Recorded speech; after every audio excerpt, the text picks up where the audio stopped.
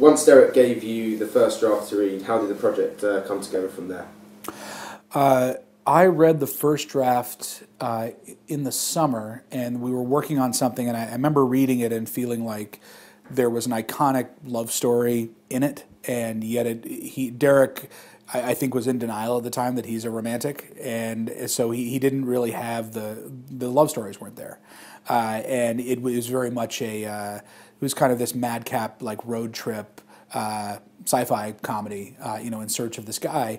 And so, when talking to him about it, I just sort of challenged him to, acknowledge what you really are and go back and look at these characters and find a way for us to have a more emotionally resonant, angle to all of this. And he went back in and came back with the movie.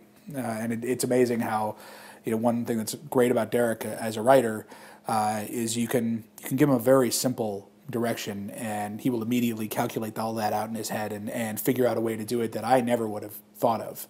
And that's a great gift for me as a filmmaker, just, to be able to rely on somebody that's that good. So acting as both the director and then developing the script with Derek, how difficult was it to strike the balance between the various genres that the film covers? Most of that I felt was done in the editing room in a lot of ways where, we shot a movie that had a bunch of different avenues it could go as far as where we're going to lean heavy sci-fi, where it's going to be more of a romance, was it going to be more of a comedy, and Franklin and Joe and I, the two editors who worked on the film, we spent a long time editing this movie, and a lot of that work was really just navigating that balance between comedy, sci-fi, romance, and then there's some darker stuff in the movie too, and we would try it different ways, and we just really wanted to. Every time that we felt like we were going too far in one direction, we would veer back the other way. So we would sort of stay in this one lane in the middle, and it's it's amazing how many different versions of a movie can be presented to an audience with the exact same footage and the exact same performances, and that's one of the cool things about movies, that you get to make the movie again, when you edit it, and it was a thrilling process. So the little interview scenes in the film where Kenneth talks about the mission, about his regret, were they entirely improvised by Mark? And why did you specifically choose to have those segments shot as from a handheld camera? That was actually by default. They were all improvised by Mark, and it was because I sent him to Kenneth's house for the day because he had a day off, and I sent him with a camera and a producer and just said, look, be Kenneth for a day. And I know, Mark's going to generate tons of great material, and he can talk as Kenneth for hours, and I knew that, and so it was just a matter of trusting that he was going to kind of deliver some great stuff, but it was never intended to be for the movie. So it was going to be for the EPK.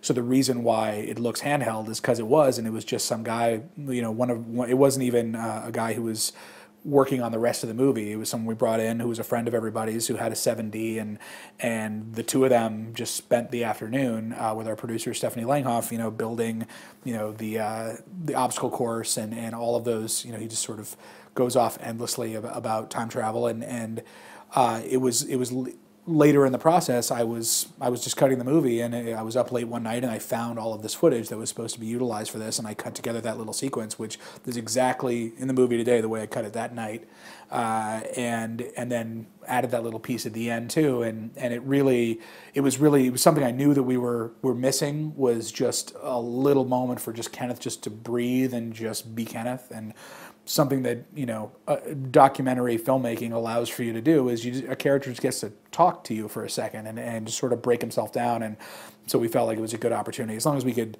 justify where it was coming in the world. And so we had Aubrey, record on her iPhone, her chuckles off screen and stuff, and we made it all play. But that ends up being like pretty crucial. It's actually one of the more quoted online and people on Tumblr and stuff, one of the more quoted moments for the movie is that last little bit that he says, which is all Mark Duplass. One of the most impressive things about the film is how fully formed an ensemble it is. So from Darius and Kenneth aren't the only ones that are given our attention. So were the stories of Jeff and Arno so integral from the beginning? They were. I think that they ended up getting a little bit more screen time than we had originally planned, and part of that was because the Aubrey and Mark were only together for 2 weeks. Mark was only with us for 2 weeks, and then he went off and did this movie Black Rock. And so we shot all of their stuff, and then you had Jeff, you had Jake, and Karin. They were just hanging out, and they would go to the zoo together. And I told Jake to basically treat Karin the way that his character treats him. So they formed this rapport.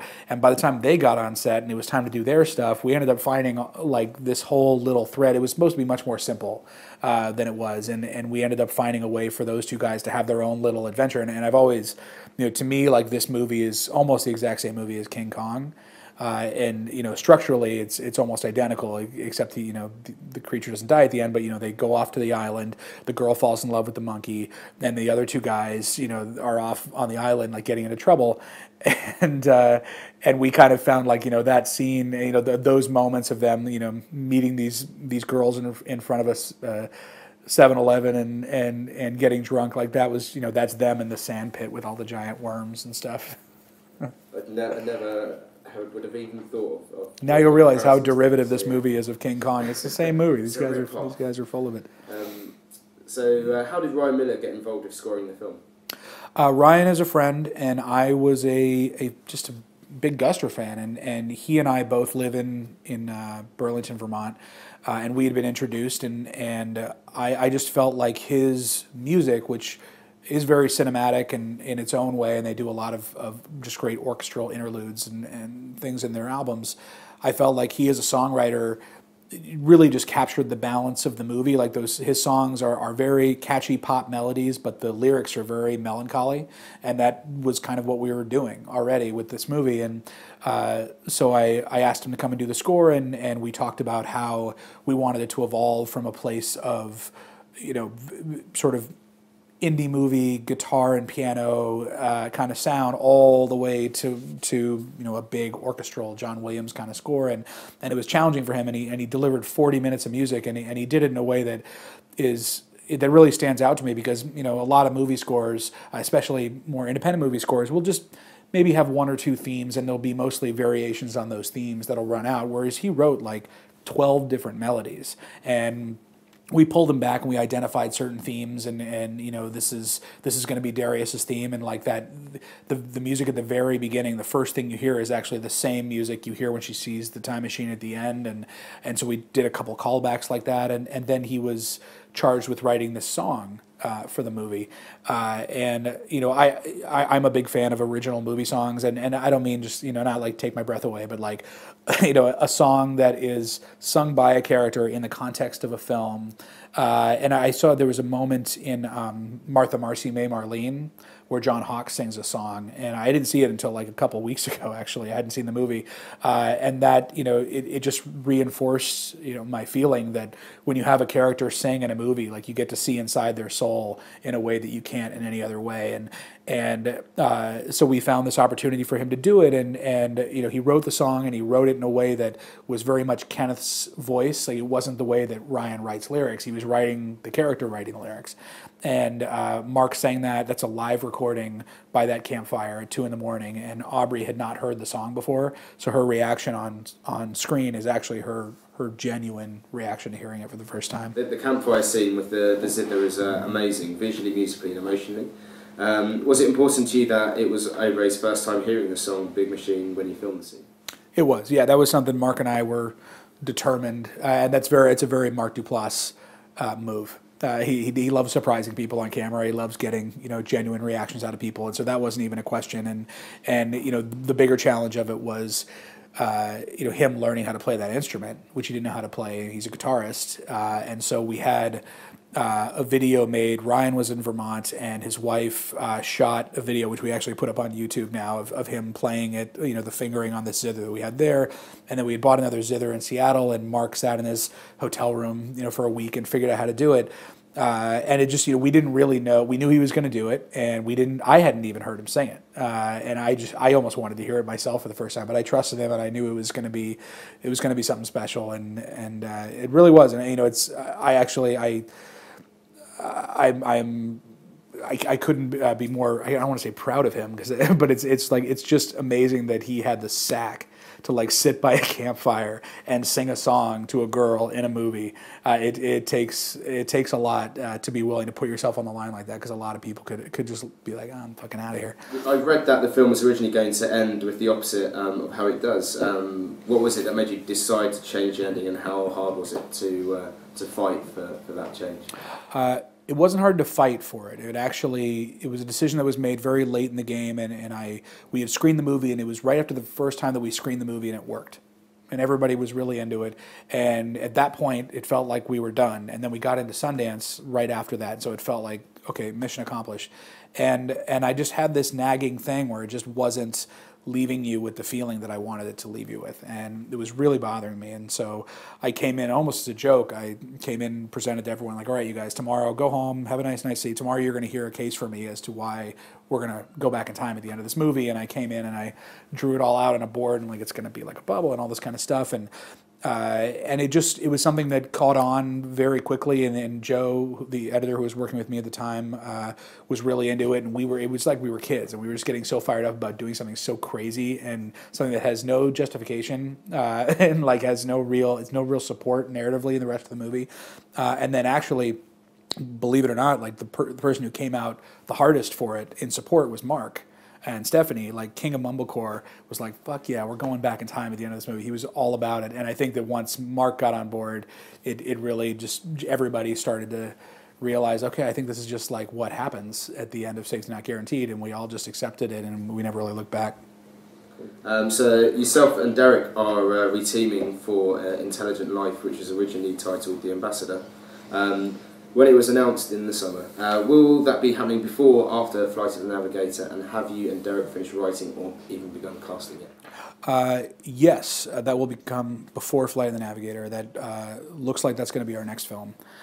We have finished writing it. We're probably going to get into casting early in the year, and it's with Big Beach, who financed Safety Not Guaranteed, and you know, Peter Sarath and I think have really formed a relationship that's based on creative trust, and I think that he's produced some great movies, and I feel very comfortable with them, and so for both Derek and I, in light of these other things that we're doing, we really wanted to tell at least one other original story that came from us, that it's almost a companion piece to Safety in certain ways, but it's not in that it is a straight up sci-fi movie. It's more of a sci-fi romantic thriller, and what makes it. And it's funny as well, just because Derek can't help himself. But it's not as madcap, and the stakes are real. Like in Safety, every time it looks like the stakes are high, you realize, oh, the cars are only going 15 miles an hour, and that kind of that we play that again and again.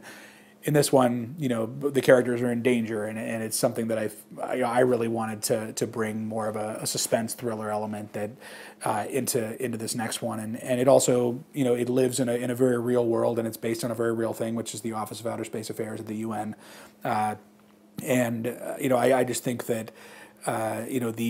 The connection between the idea of regret and the idea of time travel is one that we based the whole movie around, and this one is the idea of loneliness and the question of whether there's life in the universe, and it's not a Spielberg-y kind of movie, it's not an Amblin-y kind of movie. I certainly don't want to fall into only like making different versions of people that I respect and love, but hopefully it'll have its own voice and its own unique tone, and it will not be bad.